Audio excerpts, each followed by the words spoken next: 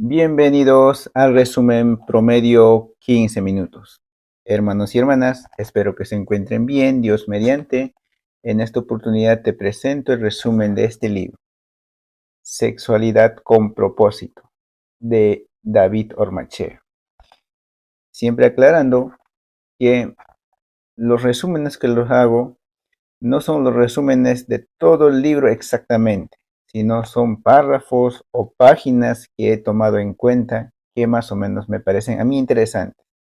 La finalidad no es que con mi resumen lo puedes tenerlo todo, sino que la finalidad es parte de, sino que yo lo que hago resumen es una referencia para que tú puedas comprarte como este libro y así ayudarte a crecer espiritualmente.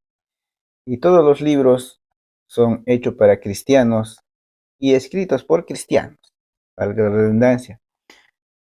Solo así podemos ayudarnos a crecer, ya que a veces nosotros, no todos exactamente estamos en estudio bíblico, sino podemos ayudarnos a crecer de esta manera con los libros. Dicho esto, sin más que decirles, les hago resumen de este interesante libro. Todo lo que Dios permitió que existiera tiene un propósito definido que Él soberanamente diseñó. Todo lo que existe por la creación divina tiene propósito. Todo nuestro cuerpo tiene propósito. Cada parte de nuestro ser fue diseñada en forma increíblemente sabia para que cumpla la razón de su existencia. Cuando un individuo no vive el propósito de Dios, siente que su vida es un desastre. Cuando los cónyuges no entienden y por lo tanto no cumplen el propósito de Dios para la vida sexual, viven frustrados y decepcionados. No importa que tengan la mejor profesión del mundo. Hay solteros, casados, viudos, divorciados, pobres, ricos, latinoamericanos, europeos. Hay personas sanas y amargadas en la vida. Hay solteros, casados, viudos, pobres y ricos que son felices porque han entendido por qué y para qué viven. Y viven para cumplir ese porqué. No es posible entender el consejo de Dios, no es posible entender su voluntad si no estudiamos las escrituras profundamente. No debemos hacerlo de cualquier manera. Tenemos que estudiarla en forma ordenada y en forma sabia. Debemos entender lo que las escrituras enseñan con respecto a la vida, al cuerpo, a sus planes y a su familia, y también con relación a las relaciones sexuales. La vida no tiene sentido cuando se vive para satisfacer sus pasiones y deseos cuando se vive con un enfoque horizontal. Así se pierde el enfoque vertical de la vida. Cuando se pierde el deseo de hacer lo que Dios quiere y vivimos haciendo lo que nosotros deseamos. Estoy muy convencido y la Biblia enseña que los que deciden vivir conforme al propósito de Dios para la vida sexual y para la vida matrimonial disfrutan no solo de paz y tranquilidad, sino de las relaciones familiares saludables, la paz que experimentan aquellos que están cumpliendo el propósito para el cual fueron creados es indispensable. No cabe duda que los jóvenes y señoritas que se involucran en la vida sexual antes del matrimonio no tienen el deseo de vivir bajo los altos estándares morales. Como consecuencia, muchas jovencitas sufren el abandono de quien antes y durante la relación sexual les profesaban su amor, pero después de enterarse del embarazo eligen las peores opciones. Algunos eligen presionar para que se realice un aborto, otros se comienzan a alejar paulatinamente de la chica y otros desaparecen tan pronto como desapareció el placer. El mundo y su filosofía enfocada en la satisfacción personal, sin tener las restricciones de la vida altamente moral, nos han pintado un cuadro incompleto de la vida sexual. Mientras más técnicas se aprenden y mientras más se enfocan en la satisfacción de las necesidades sexuales, sin valores morales, más sedientos estamos de placer. Si para enfrentar los conflictos en su vida íntima han utilizado todos los recursos y aún así no lo han encontrado la solución, el sentido común les indica que no están capacitados para encontrar la solución. El sentido común les indica que no están capacitados para encontrar la solución por ustedes mismos. Mi objetivo es que usted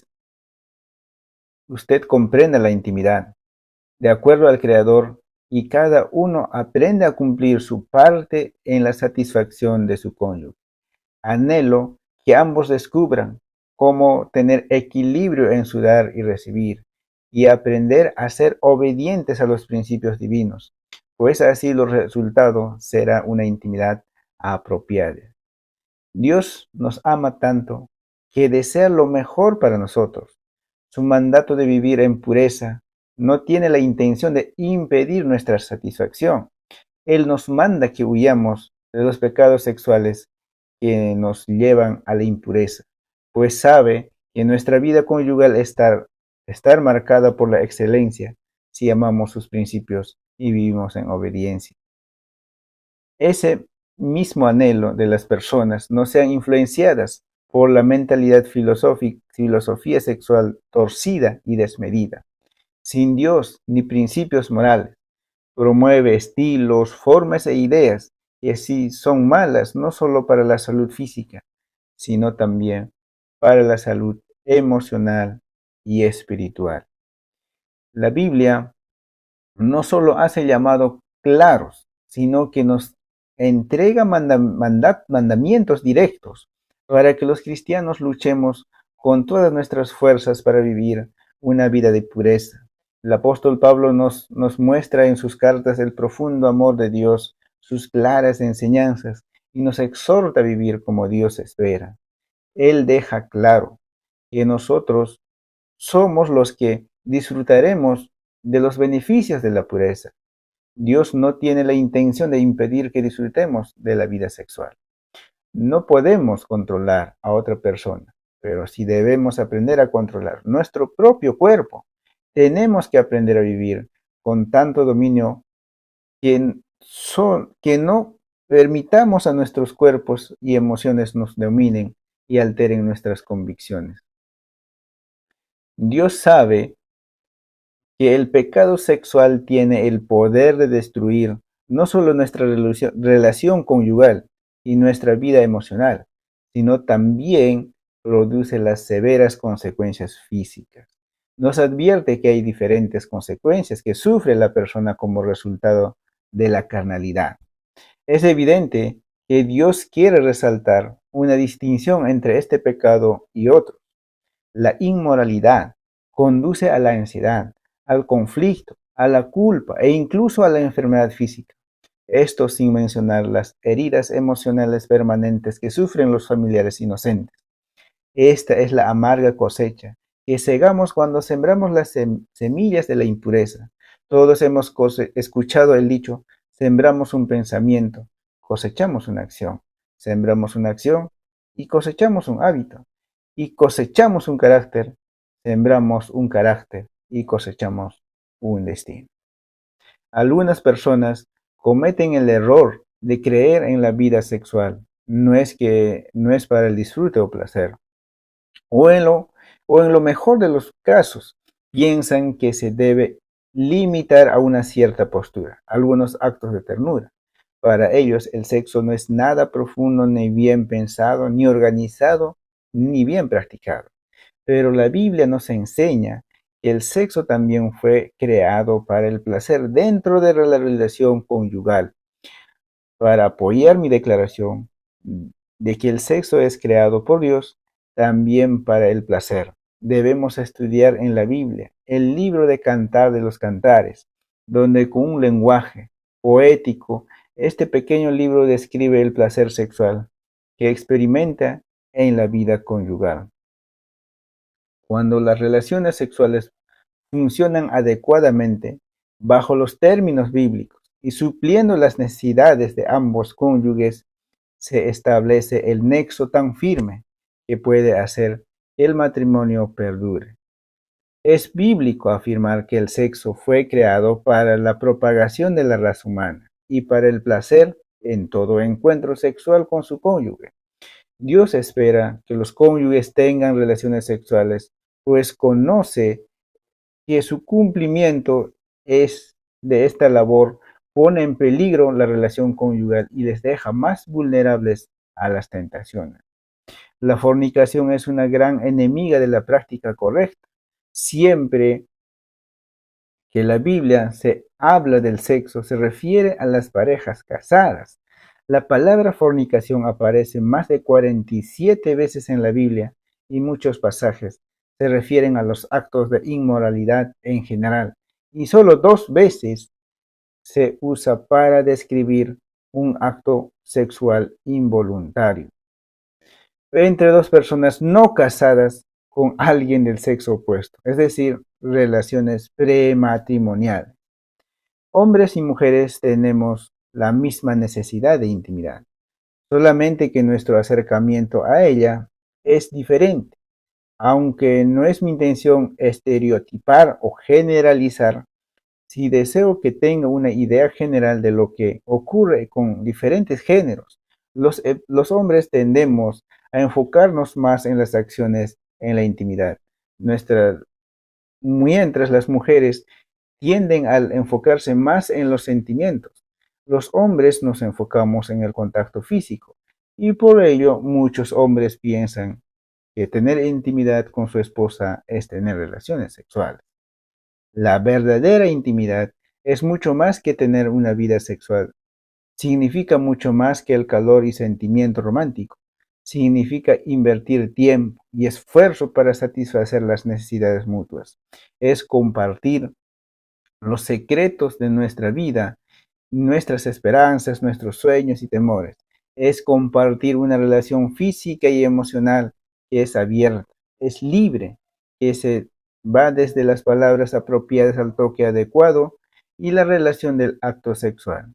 Si nunca hemos si nunca hemos estudiado la Biblia y aprendido qué es lo normal o anormal, lo que es rechazado o permitido en la relación sexual en el matrimonio, es imposible distinguir si estamos actuando correctamente o erróneamente.